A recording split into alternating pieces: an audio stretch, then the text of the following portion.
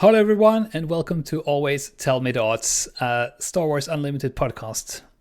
And with me here today are Magnus. Oh yeah, so I'm Magnus. You can also know me as Dragonfly on forums and Discord and whatever. Exactly. And we are starting this podcast now. This is the first introductory episode, just to get to know us a little bit, and also to we can tell you what we are going to talk about in here. And as Magnus said, you can find him as Dragonfly. Me, you can find as Faluin, and in Discord and forums and stuff like that. So, how are you doing today, Magnus?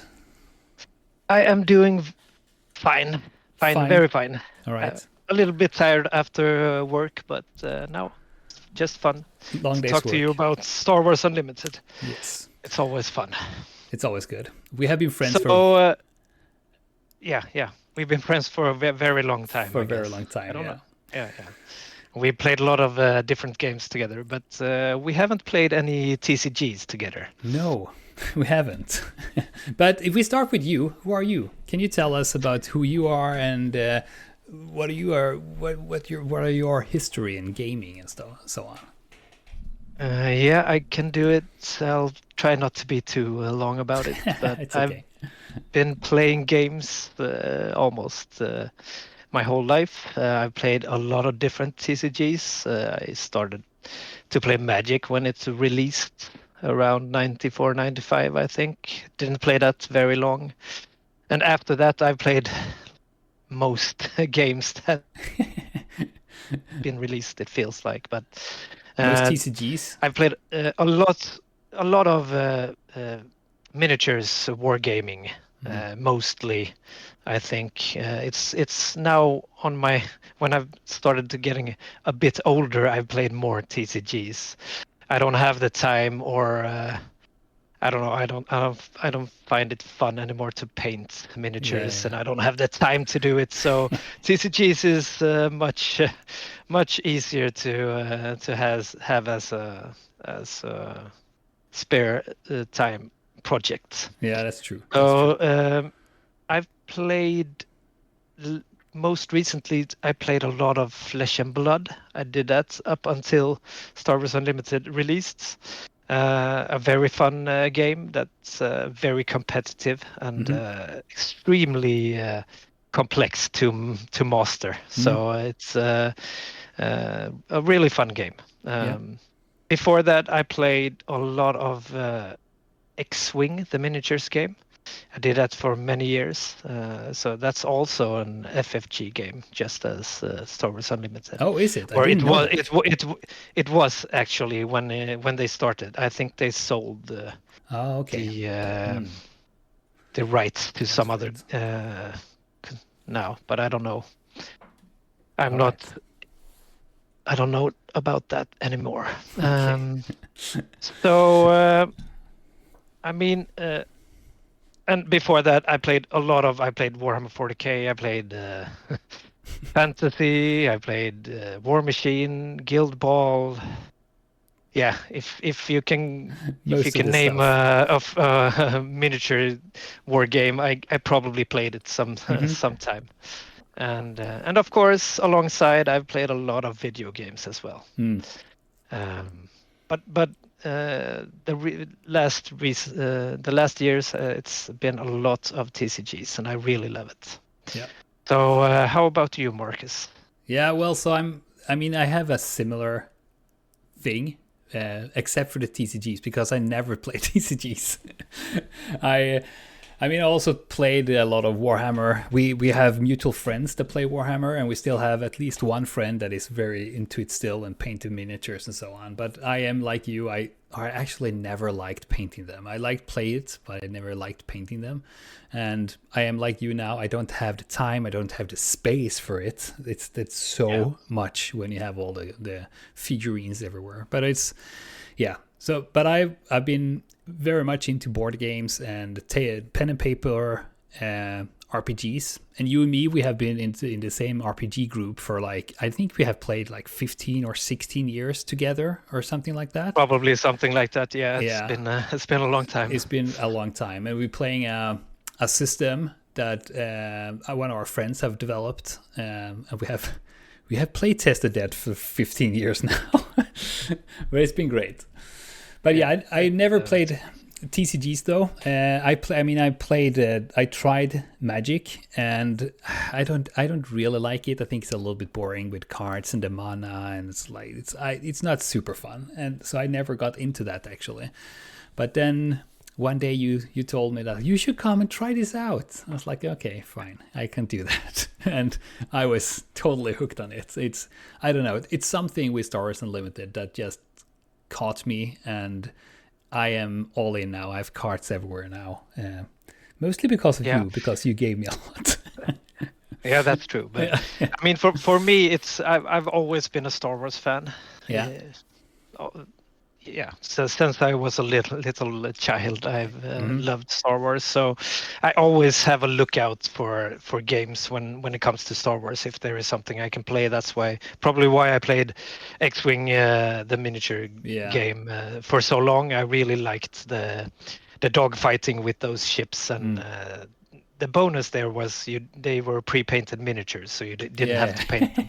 Yeah, that's true. And that looks really fun. It was really good. Yeah. It still is a fun game, but it lost its competitive edge for me, at least. But I know you're not that big of a Star Wars fan, actually. I was waiting for this, Magnus. I was waiting for this. No, that's true. I mean, I've seen the 3 like super old Star Wars movies, because when I was a child a million years ago, they were like huge then, and I've seen the 3 that came after, the ones with Jar Jar Binks and so on. But then I stopped, so I haven't seen anyone. And I know you and our other friends are super annoyed with me when I was like, I don't understand what you're talking about.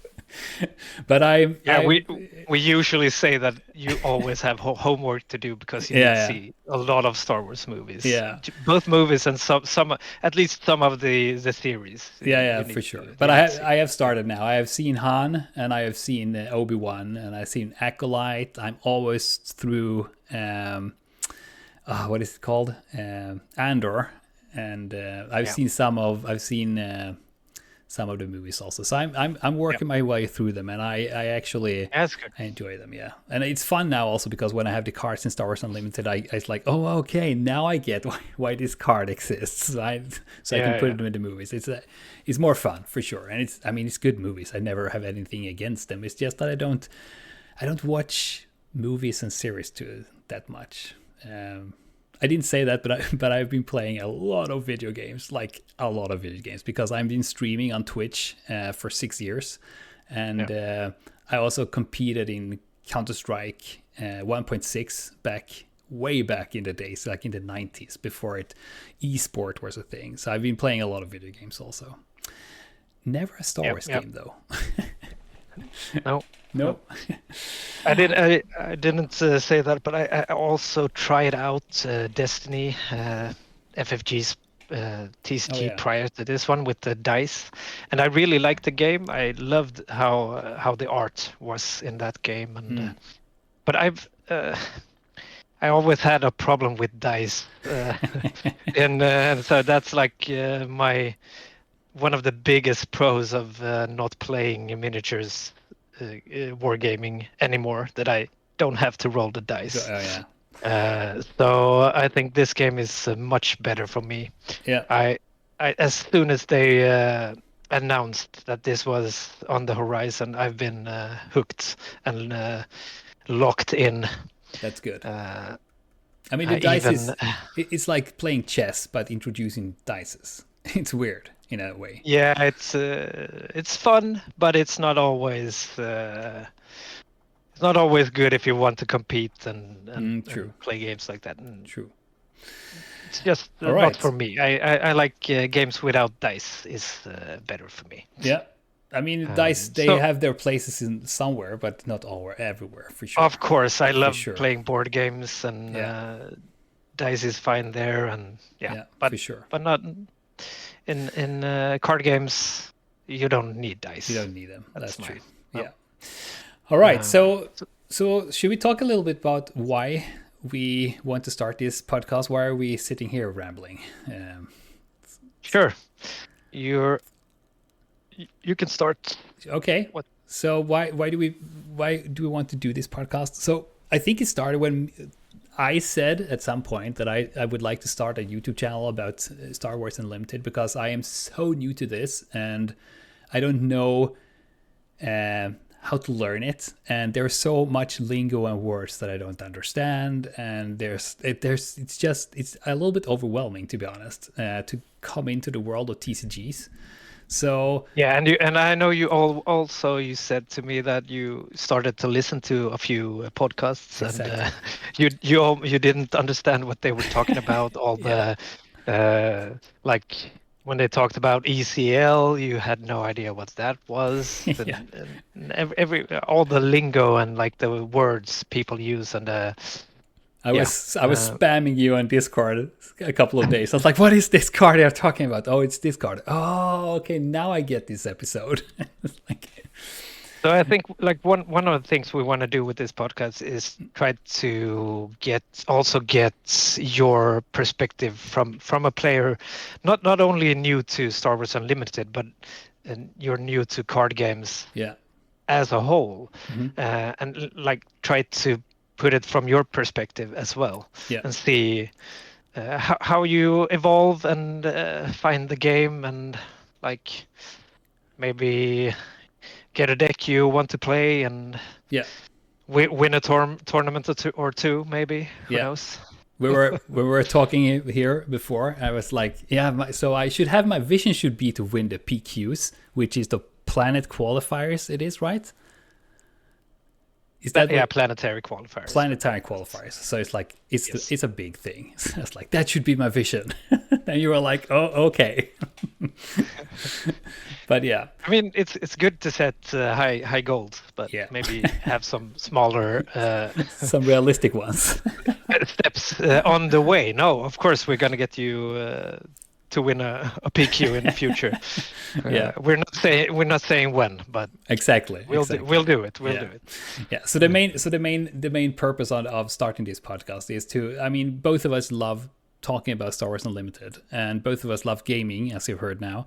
But to make this as a conversation between you and me, where we have you as a very experienced card player and that have played a lot of TCGs and really know the communities and the way to play them, and then me, who are totally new into TCGs. I don't know anything about it. I don't know how to play or what to do or all the lingo and so on. So the conversations between us hopefully can help people like coming into the game or are curious about the game and want to try it out, but also can give more experienced player a little like new ideas or thoughts, or maybe give us some ideas and thoughts and so on. So yeah, I think that's like the main purpose of the podcast. The main purpose is just it's fun to talk about, to be honest. Yeah, it's fun to talk about and Yeah. and see how it goes. Yeah. So I mean, why Star Wars Unlimited? What got you hooked on the game? You've never Yeah. gotten hooked on a game before like this.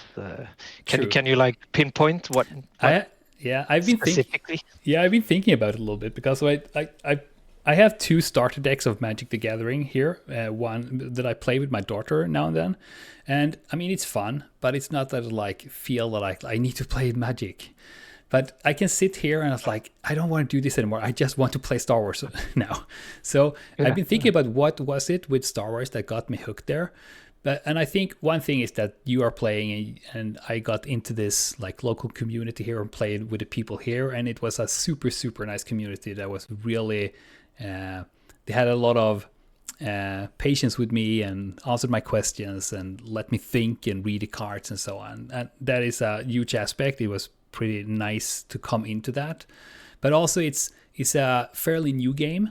So it's not like there's not a million cards. There's a lot of cards, but there are still like I can get a little bit of overview of it. But I think the main thing that I've been thinking about is that it doesn't have the mana as in Magic, and it doesn't have the energy that is in Pokemon, which one of my daughters playing a little bit.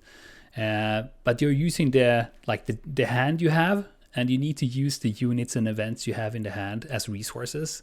And it's insanely frustrating sometimes because you have so many good cards, you need to scrap some of them for resources. And I think that was the main thing. The second thing that I have figured out is that you don't do I do my turn and then you do your turn, but we go back and forth all the time. I do one action, you do one action. I do one action, you do one action. It's super fast paced, and that works for me way better because I like it when it's a little bit more dynamic and a little bit more chaotic. I mean, I think it's chaotic. Yeah, and it keeps you engaged. Exactly. The whole time. It's you don't sit and wait for your opponent to do his entire turn. Exactly. You alternate doing actions, and that's definitely one of the things that really got me into the game as well. Like the Star Wars, the brand got me interested in the game, but if it wasn't a good game, I wouldn't have gone all in on it at all. So yeah, for me, I think it's also the alternate action economy that you take turns with your opponents. And as you said, the resource, how they manage the resources in this game is super interesting. I think at a first glance, the game can appear to be quite simple if you just demo it with the starter decks and you don't really think about what you do. You just put down some resource and you play some units and then you attack each other. But the more you play, the more complex the game becomes.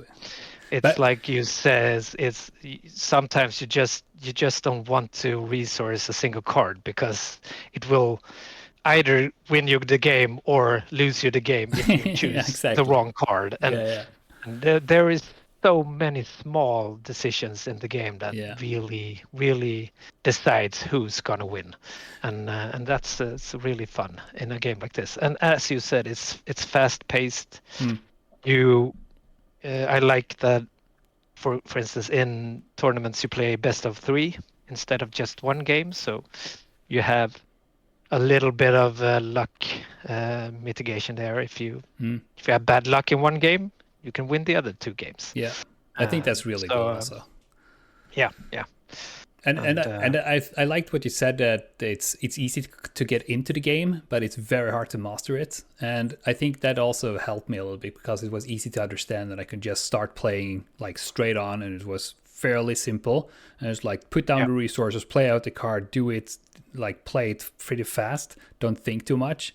And now when I've been playing a little bit, I was like, oh my god, there's so much to think about. And it's like you really need to break down the game to understand it. And I think that's really good because it's, as you said, it's very easy to learn the rules and to learn to play the game, but it's extremely difficult to master the game, to be really good at it. And I also think it's interesting now when they're releasing sets now, so a lot of new cards coming out now and then, which messes up the whole thing. So people haven't like figure the game out, so there's no one who has the ultimate deck that always wins. But you still see a lot of different decks around, which is really nice. It's very diverse for a card game. In my experience, it's very diverse. Even when Boba was winning a lot, I still felt that it was very diverse comparing to other games. Definitely.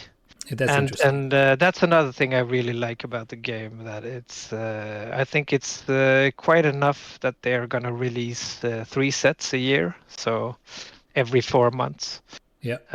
Some games do a lot more than that, and I think it's fun for each set to get a few months, so you really can get into that set and figure that out before something new releases. So, because there are 3 sets out now. So the first was released in like March 2024, right?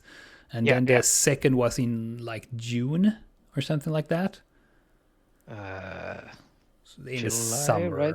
okay, June, July, something, and then the third one was now in September, November, September. Yeah. Okay, November, and So March, July, and November. and I November, think is, yeah. And the next one is the fourth one will come in start of 2025. In March as well. There in March yeah, as well. so Okay, yeah. Yep. So and they showed some cards from that a couple of days ago, and there were even new stuff coming out. There was this like piloting. I don't even know what it's called. It's like the things that's what are they called? The traits of the card. There's a piloting trait, for instance. Like, okay, I don't know what that is, but that sounds fun. Yeah, it's gonna probably make a big difference. I think so too. Yeah. Yeah. Cool. Yeah, so that's why Star Wars Unlimited. Like, it's a good game. Basically, go try it out. Yeah, it's a super fun game, and as we said, it's super easy to play. Yeah. I play it with my sons. They're 9 and 7, and it works super good with them. Yeah. They've actually even they went with me on a pre-release. Yeah. For set 2 and 3, and that was a lot of fun. Now the last time they actually both of them won 2 out of 5 games against other adults. Yeah. So it's a super fun game to play with your kids as well if you have them. And it's I had a match against both of them.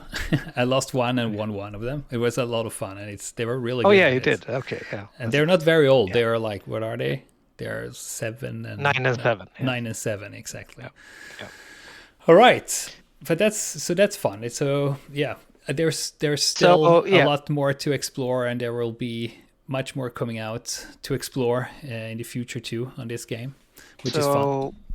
What would you say people could expect from this podcast going forward? Yeah, so like as we said, the aim for the podcast is to try to have both the experienced mindset, but also the newcomer mindset on this. So hopefully we get we will talk in general about the game and our experiences from our experiences. So I'm a newbie and you are experienced one. So I guess we go through like I will ask about the weird lingo and words and stuff, because there's so much stuff that's going on. It's like, what is that? And I guess you always need to stop me if I say something you don't really for understand. Sure. Yeah, and because I can also be.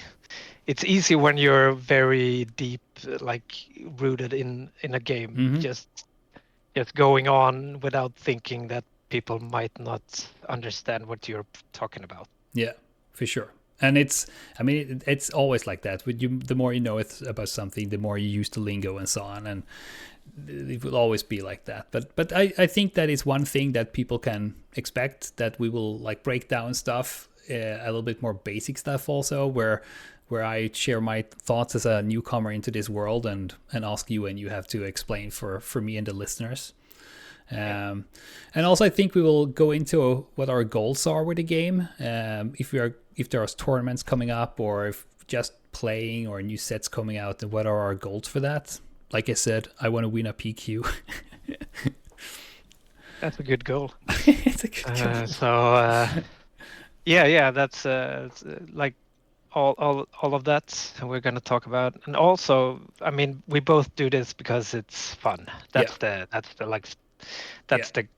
ground setting of it all. We love playing this game, and we love to do it because it's fun. I'm a tournament player, so I love everything about the tournament scene. I love trying out decks before a tournament. I love like the build up before the actual tournament, of course, and all the meta talk and everything. But you're a new player, so it's gonna be fun seeing how you experience going to your first tournament, and maybe your first tournament might be like a showdown or local showdown, and then we'll step it up and see how you like that part of the game. Yeah, Yeah, And I guess we want to try all the wacky fun stuff as well. for sure. I've only tried playing Twin Suns, the multiplayer format Oh yeah. once, and I'm really intrigued. I think that could be really fun to try more. So I'm gonna try to introduce you to that as well and Yeah. see if we can get some games in, That is and one. maybe talk about that experience as well. That is one of those things that I was like, people were talking about Twin Suns. I was like, what is Twin Suns? I don't know what that is. And then finally, for a while, I was like, oh, it's a multiplayer mode. It's like people are talking about it was like that's the most elementary thing in the world. I was like, what is that? Yeah, I guess it is if you know. For sure, of yeah, course. I mean, people. I mean, we have lingo of a reason for a reason. So for sure, like that. And I mean, we're probably gonna drool about new cards when they get spoiled as well, and also that's a fun excited.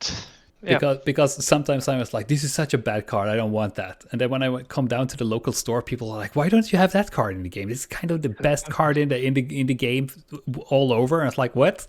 How? So it's fun we can talk about new cards because we'll probably have different views on it. And I think that is could be interesting. Yeah, that's it's fun to get the different angles from the new cards and everything around the game. Yeah, for sure. And also, like we aim to put out. I don't know if we're gonna make this, but we aim to put out an episode once a week. It might be once every second week, but we now in the start we will aim for once a week about. So yeah, and. So you need to plan. Yes. Yeah, exactly. And we don't have any like Facebook or social media and stuff, but we will get that, and so we can communicate because further on we want to have ideas and questions and thoughts and tips and tricks from people listening to this coming in, of course. Yeah, of course.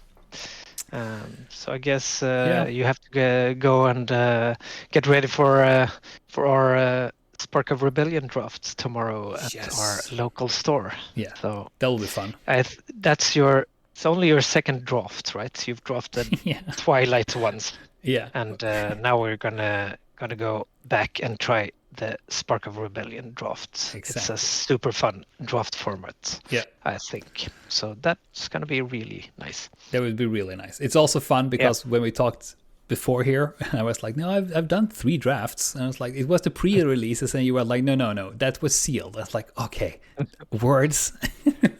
So, but I'm really looking forward to that tomorrow. Different formats. Yeah, it's a fun format for sure. So we're not going to be too long today, but before we let you all go, we have a last segment, and that is, of course, the podcast is called Always Tell Me the Odds. So, Marcus, you're gonna have to tell me an odds. What have you dug out here? I thought we really should start with this one. So, in Star Wars Episode 5, The Empire Strikes Back, C-3PO calculates the the odds of successfully navigating an asteroid field. Oh yeah. And he tells Han Solo this. So, what would you say the odds are of successfully navigating an asteroid field? Is approximately. Now you got me. It was so long since I saw that movie. What was that? Like, I don't know, 1 in a million? It's not that bad. It's not that bad actually. Okay. It's 1 in 3,720 according to C-3PO. Okay. Well, it was pretty far off though. Pretty far off, but it's not easy. It's not easy to successfully navigating an asteroid field. That's true. That's for sure. That's for sure. But we always want to know the odds though. So you always tell me the odds. That is true. We always always tell me the odds. That is, in this game for sure. Correct. Yeah, that is for sure. All right. That's good. I think that's enough for us for today. And I think we will be back in the next episode, and we'll figure out what to talk about there. But I hope to you who have listened to this, I hope you are a little bit excited about it, because we are excited, Magnus, for starting this. Very much. Yeah. And I should also say that I just started a YouTube channel. So if you search for Fahloin, Fahloin on YouTube, you can follow my journey a little bit there. But this will be the main channel for talking about this for sure. The podcast. Yeah. All right. So this is the podcast. Always Tell Me Dots. Thank you so much for everyone for listening. We appreciate being in your ears like this. Yeah, we hope you enjoy, and see you next time.